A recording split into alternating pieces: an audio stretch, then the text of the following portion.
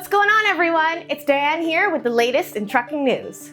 So today we're going to talk about another vaccine mandate update specifically for the United States. Stay tuned weekly as changes are happening very frequently. Saturday, November 6, 2021, the American Federal Appeals Court puts the vaccine mandate on hold. Now, let's get to it.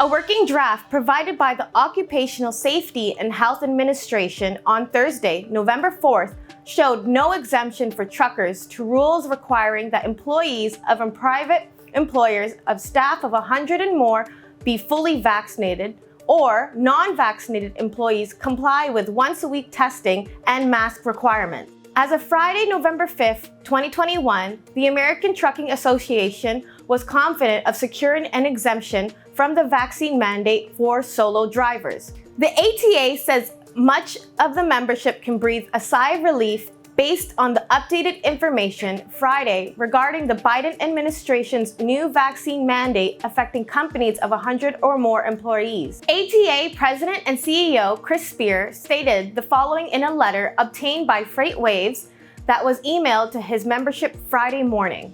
He said, "We, ATA, have received indications from senior Department of Labor officials that exemption for employees who exclusively work outdoors or remotely, have minimal contact with others indoors or outdoors, exempt solo drivers from the mandate. While we completed our due diligence to confirm this fact through official channels, this appeal be a major victory for ATA and our membership. This is a result of our pressure campaign during the rulemaking process and all of your help as ATA drafted our comments and strategy." In an official statement released by ATA, following the letter sent to membership, Spears said he considered comments made by the Department of Labor Secretary Marty Walsh, a television news station, about the new requirements. Released on Thursday, November 4th by the DOL's OSHA, the Occupational Safety and Health Administration, as enormous victory for the association and the industry.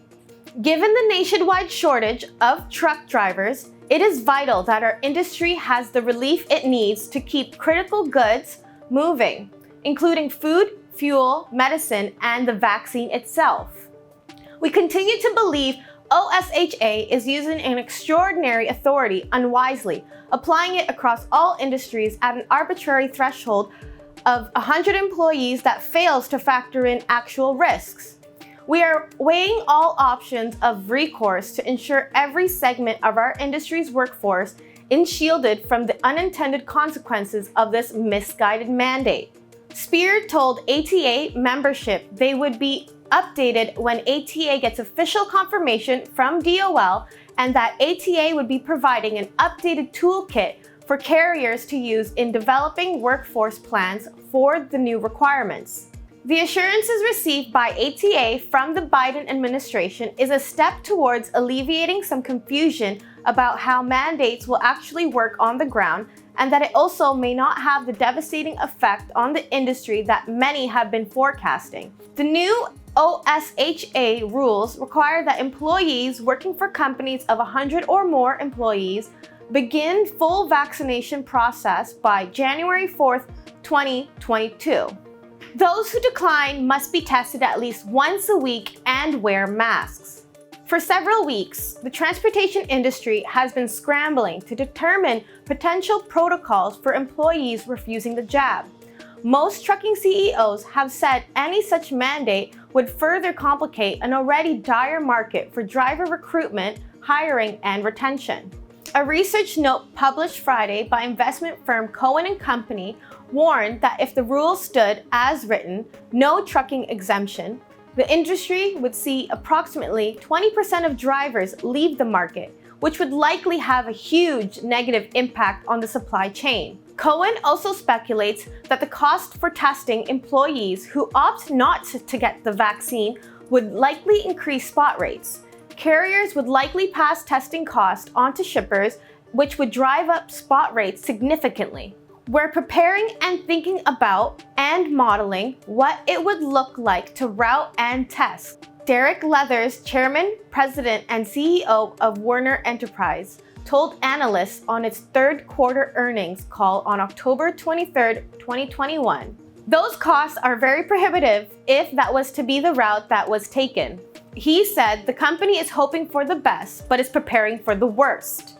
Leathers added, "These are remote workers that don't interact with the general public and clearly don't come near the grave danger test that this entire vaccine mandate was based on the nature of their work, but also we're going to continue to prepare for the worst case scenario." The concern is potentially larger for the less than truckload market, which has significant number of employees at their docks working at their service centers. As far as the mandate goes, that would be extremely difficult in my opinion, said Greg Grant, President and CEO at LTL carrier Old Dominion Freight Line, on its October 27th earnings call. It's either get vaccinated or do the testing. We're still working on that and trying to figure out how we can accomplish testing the numbers of folks that we would have to test on a weekly basis. If you think we've got supply chains issues now across the country that could really throw it into some kind of crazy tailspin, but we'll see where it goes.